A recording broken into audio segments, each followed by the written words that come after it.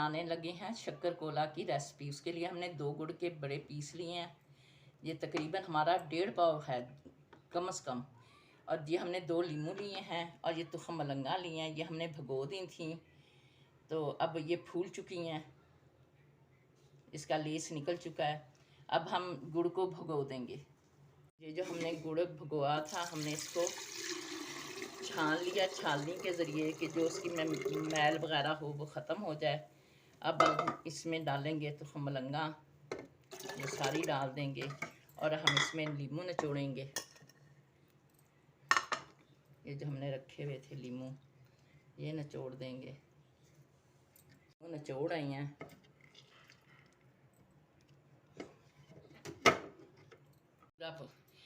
ये हमने अपना फेंट लिया इसे। लीमू भी हमने डाल दिया, तो मलंगा भी डाल दिए। अब ये मिक्स हो चुका है।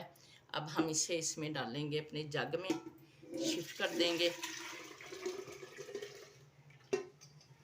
और अब हम इसमें बर्फ़ के क्यूब डालेंगे। शक्कर कोला का शरबत तैयार है। अब हम इसे गिलास में निकाल लेंगे।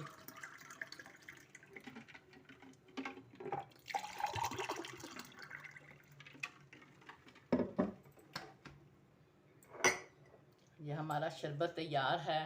ख़ुद भी पिएं, लाइक करें, सब्सक्राइब करें। अल्लाह हाफिज़।